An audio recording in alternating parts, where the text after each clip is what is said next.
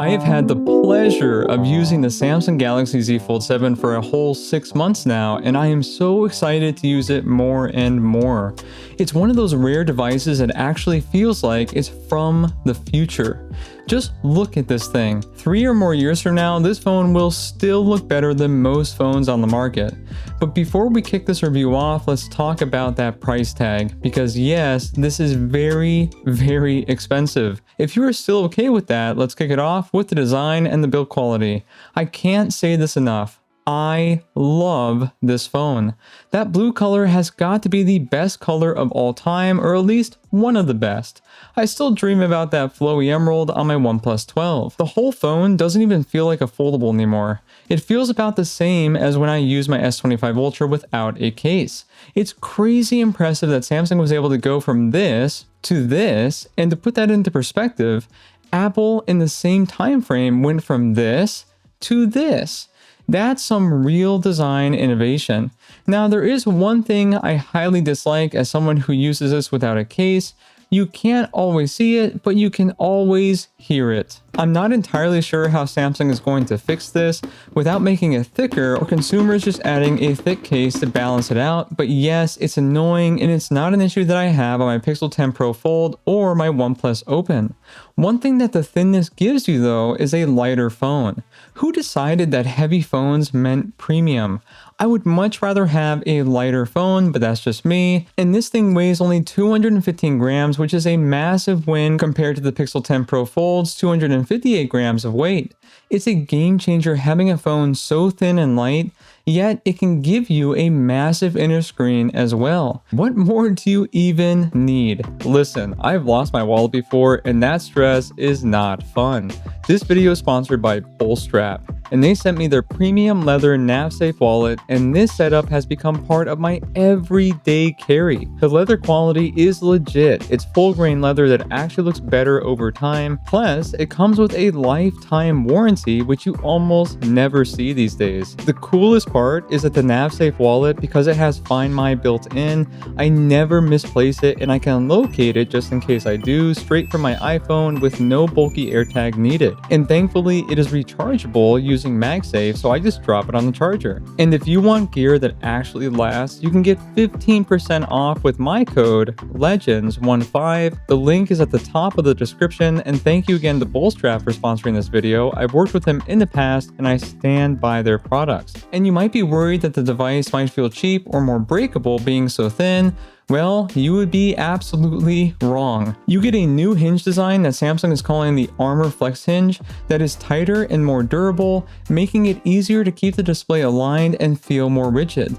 I have owned many foldable phones, and I can tell you that it feels strong at every angle, and I never hesitate to unfold it or hand it off to friends so that they can try too. It's actually pretty crazy how sturdy and reliable this hinge feels with it being this thin. And I mention this in every foldable review, but I can promise you that people over-exaggerate about this every single year, but the crease is still there, and no, you really don't need to worry about it. Any foldable user out there knows that it disappears after using it just for a few seconds. Overall, I can't praise the design and build quality enough. It just feels incredible and has a hinge design that feels like it's years ahead of the competition, at least here in the US. And for the main reason most of us are buying this phone, how about those beautiful displays? For me, both are near perfect, but I do have a couple of small gripes.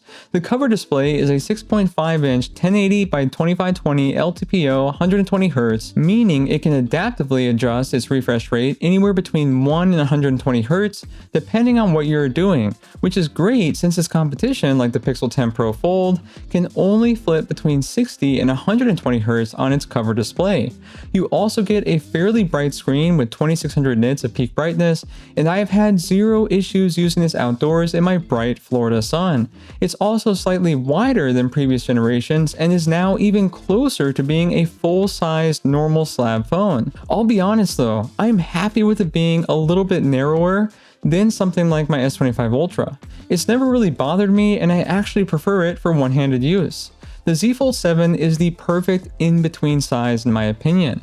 And then when you need a larger screen, you just unfold it to reveal an absolutely massively beautiful 8-inch LTPO AMOLED display, 120Hz HDR10+, and the same peak nits of brightness at 2600. Do I wish it was a little bit brighter? For sure. I mean, I live in Florida and it is called the Sunshine State for a reason, but in real world use, 2600 nits has been more than enough in direct sunlight.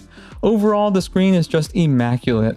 Well, except for one small complaint. For the most part, the hole punch disappears, but I would be lying if I said it didn't bother me at least a little bit. Apparently, the under-display camera was removed due to legal reasons, so I don't know if it will ever come back, but for my cover display, I don't mind the hole punch because almost every Android phone that I own has one. When I unfold it though, I really want to use 100% of my screen. I know it's a little exaggerated, but that's the way I see it. And maybe this is a little controversial, but who actually uses the front selfie camera on the inner display? I guess maybe for Zoom calls and meetings and things like that? I don't know. But personally, I would rather have Samsung just remove it entirely. Do you agree? Regardless, I have enjoyed using this for hours and hours over the last 6 months, watching content, and most of all, gaming.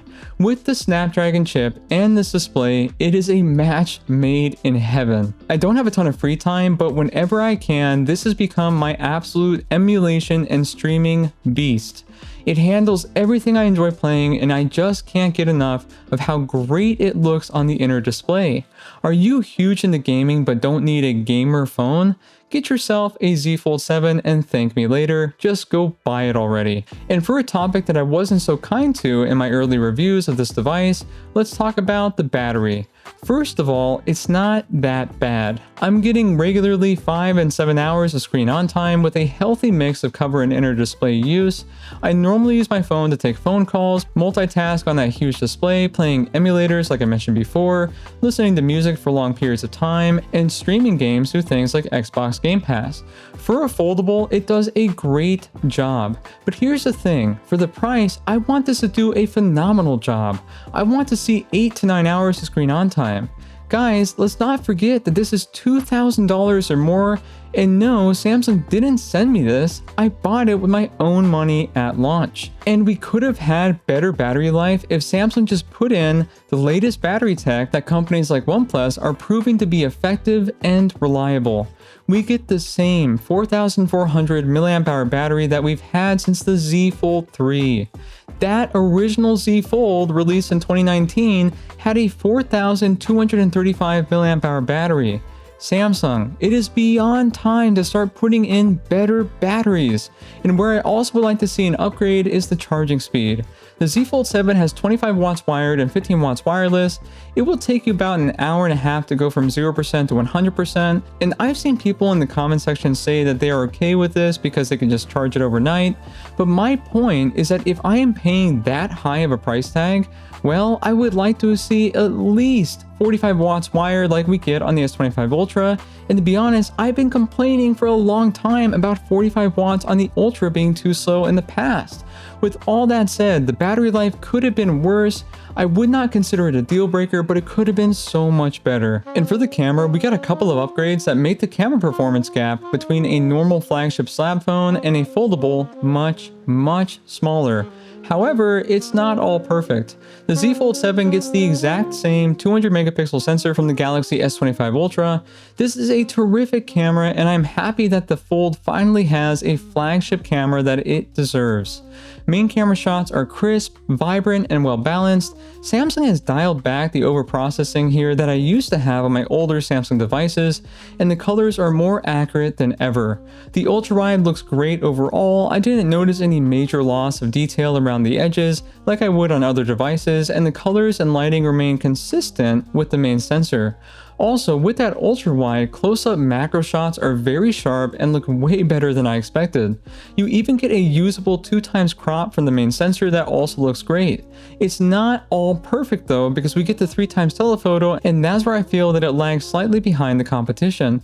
The hardware is small and you feel the drop in sharpness, especially in low light.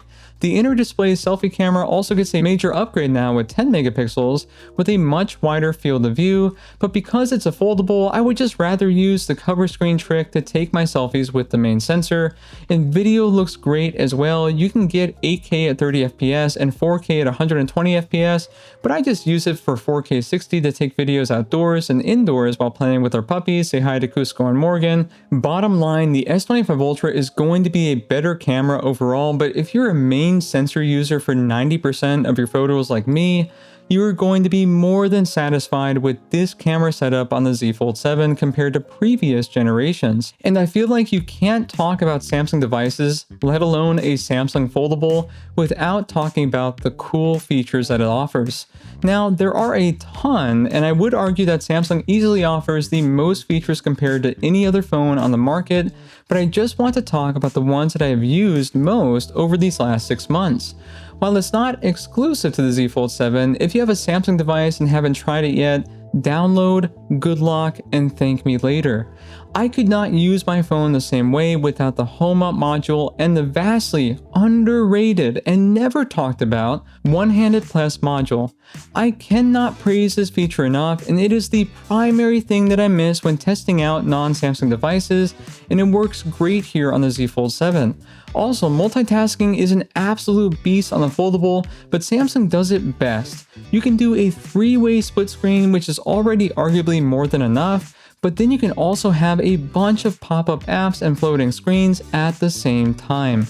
If multitasking is a huge part of your daily use, all foldables will be better than a slab phone, but no foldable can compete with the Z Fold 7 in my opinion. It's simply the most polished and efficient multitasking experience I have ever used on any phone, period. Also, Samsung's tool for object and people removal is the best out there currently, and using this feature on a giant 8-inch display makes it even easier and more enjoyable. If only we had a tool that made it even easier and more enjoyable.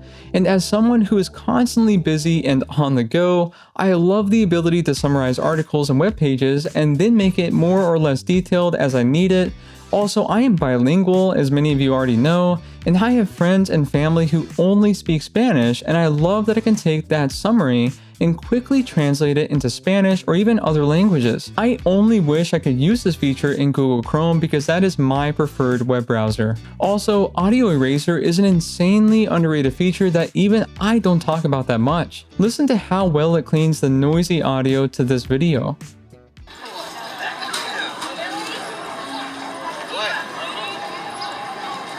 Solo tengo mi casa.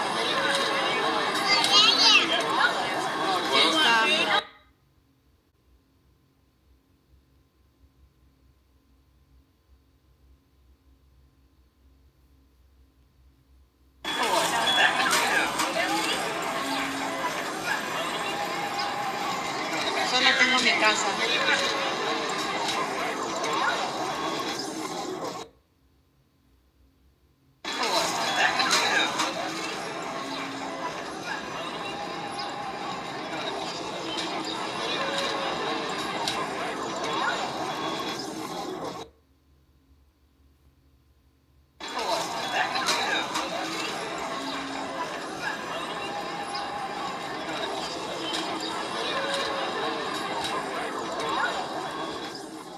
And lastly, a feature that I have used way more than I expected because initially I thought it was just going to be some kind of AI slot feature is called Now Brief. It generates quickly and gives you important highlights about your day like your weather and any severe weather alerts, as well as an hourly forecast for the next few hours, events on your calendar happening today, workout and sleep information, and recommended YouTube videos if you really want it.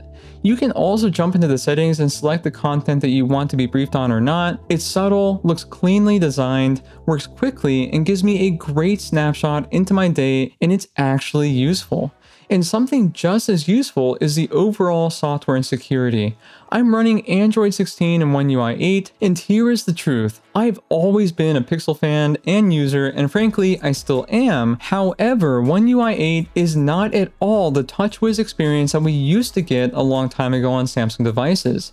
This is, without a doubt, my favorite software to use, and because of the stability, fluidity, and huge list of customization, it has single-handedly made third-party launchers completely irrelevant to me. Also, you get 7 years of major Android updates, which is always reassuring when spending this kind of money on a phone, and the biometrics are terrific.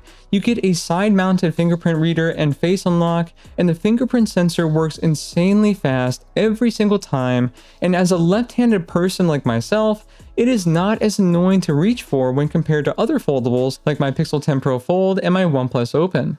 Face unlock is decent, I guess, but it's completely useless in low light and dark rooms, so I just default to the fingerprint reader. And for the performance, the Fold 7 is a beast. You get the Snapdragon 8 Elite for Galaxy, which is insanely fast. It is the same exact chip as the S25 Ultra, but apparently it is reported to be slightly underclocked to help with the thermal efficiency. I mean, this phone is insanely thin, so I can kind of understand. Unfortunately, even with that, I have noticed this phone getting hotter than other phones that I own.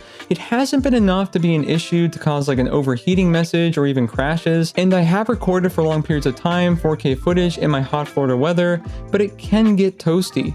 Not a deal breaker, but it's something to consider. Apps open fast, multitasking is extremely smooth, and the gaming experience is just phenomenal. I'm confident that this will be fast for many years to come, especially paired with the very well optimized Samsung software that we just talked about. And if you're wanting this to consume content or game for long periods of time, the performance is more than enough to keep you happy. I love that I can have a foldable and not sacrifice performance in real world use. So after a whole 6 months of use, do I recommend that you go out and pick up the Samsung Galaxy Z Fold 7? This is the generation to buy a foldable, and this is the best foldable there is, at least here in the US. Yes, it is crazy expensive, but if you want the best in performance, customization, fluidity, features, and just pure fun on a massive screen and an ultra-modern design, this is the only device on the market today, and it's going to look amazing even 3 years from now. Samsung freaking nailed it with the Z Fold 7, and I would say just go buy it already. If this video helped you, please hit that like button down below and subscribe for more if you like what I do. Also, hit that new height feature down below to help this video get to new viewers like yourselves, and I will see all of you next time.